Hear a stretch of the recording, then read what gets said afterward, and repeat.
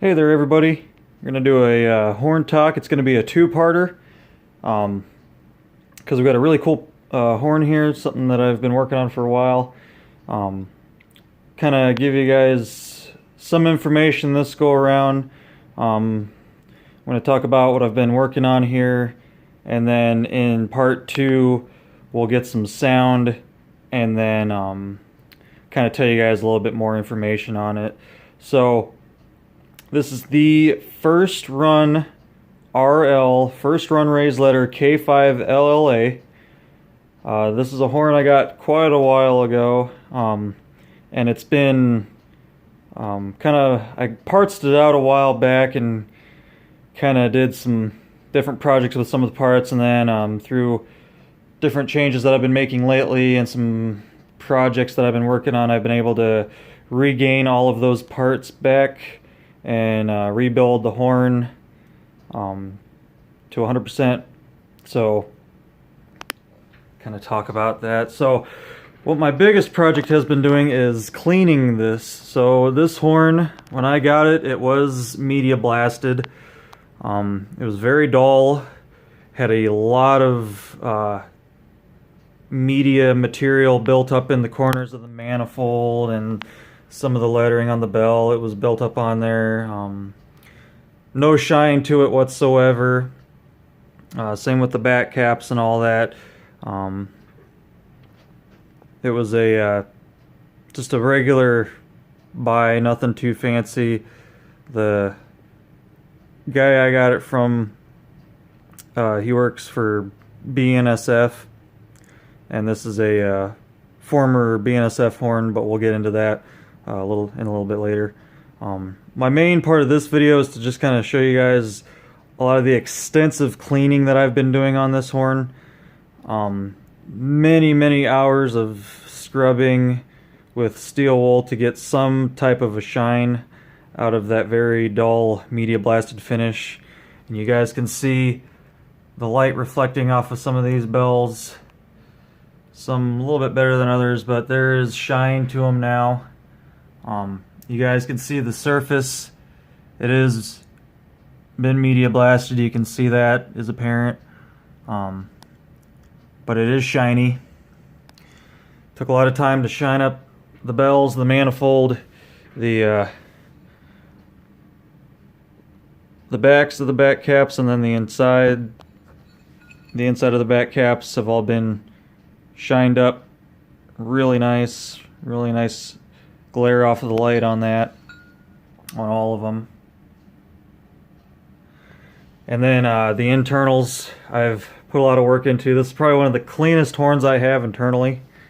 Well, I'll say it's one of the shiniest horns I have internally. I have a lot of super clean horns, so this will be the shiniest one. You guys can see just the reflection on my mat here, and you can see how it's reflecting how the internals. You can see there is some staining in the 1L that I just could not get out, but nonetheless it is very shiny. You can see my hand.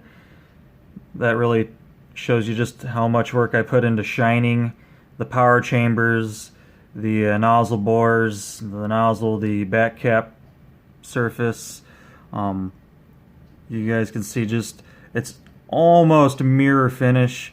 Not quite that fancy, but I mean I'm pretty happy with the outcome on that. Basically just did that for fun. This is a really cool horn. It's, you know, like I said, it's a first run RL horn. I did do a bell talk a little while back about the differences between first run raised letter bells and second run raised letter bells. So if you want to know a little bit more about that, you guys can look back through my videos and find that. But this is basically just kind of a quick little show of just how much work I've put into this to get that media blasted surface shine. The guy did not media blast the power chambers and nozzles at all. He had left the back caps on when he did that. The horn was completely assembled when he did it, and all the all the bolts got media blasted pretty bad. The tag got media blasted. So a lot of things, basically the whole thing got media blasted, and the finish was ruined on a lot of stuff. So this, I just kind of did my best work to get it shiny, and then when I do part 2, I'll kind of show you a little bit more of the front end. This is just kind of more of all the work that I put into shining up these power chambers. Pretty happy with it. Came out really nice. There is no real reason to doing this. The horn isn't going to sound any better because you can see your reflection in the power chamber. This is just pretty much something I just did for fun.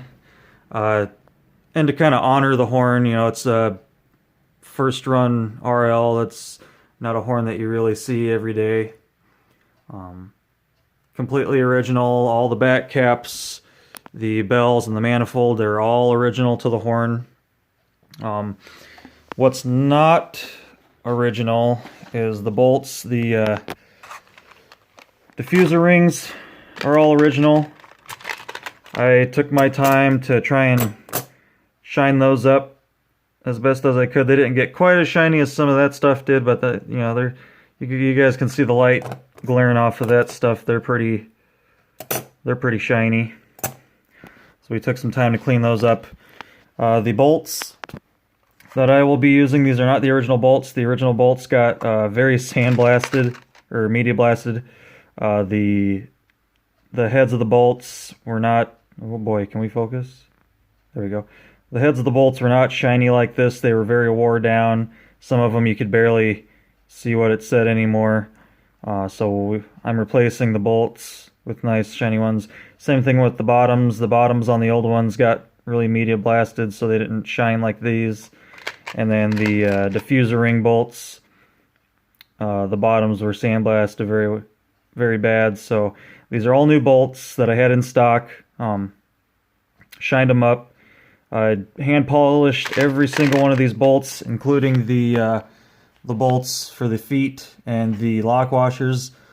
All of that has been hand polished, and you can see just how shiny and reflective all those are.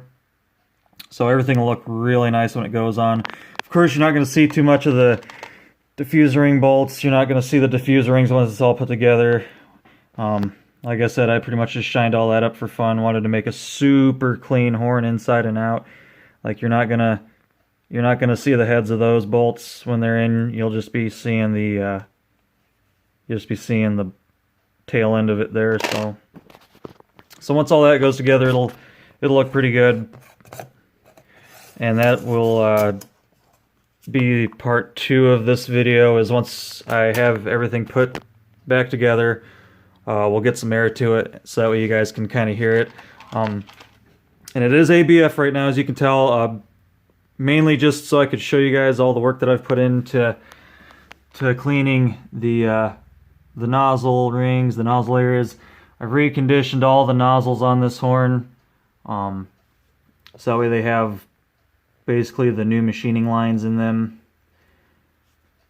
Same thing with some of the outer rings. I reconditioned a lot of the inner and outer rings. Full clean all the way down to the base of the bore, and full clean inside the throats the best I could. Basically put in a lot of time just to get this thing as shiny as possible. And once it's together, no one's ever going to see that again. So that's why I decided to do a 2-part video. So you guys could see just all the hard work I put into cleaning this horn, and then also see the work that, not just on the inside but also the outside, to get some shine back to that media blasted surface. Really wish he wouldn't have media blasted it. I would have rather have stripped railroad paint off than tried to shine up this media blasted surface, but it is what it is, and it came up not too bad for what I had to work with there. Like I said, all the surfaces like this were completely dull, no shine to them whatsoever. So I took a lot of time, went through a lot of steel wool to get them to this point, and I'm happy enough with that. I don't think I'm ever going to paint this horn, so that's why I put so much effort into shining it. If I had plans on painting this horn, I wouldn't have done any of that. I just would have left it flat and then painted over it. So I'm just going to leave it unpainted since it is kind of a special thing.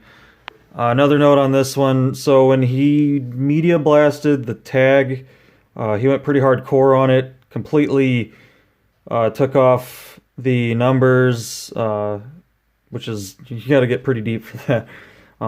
They might have not been stamped stamped too deep to begin with, so when I first looked at the tag, you could kind of see the indentation where the numbers were, but you could not read anything.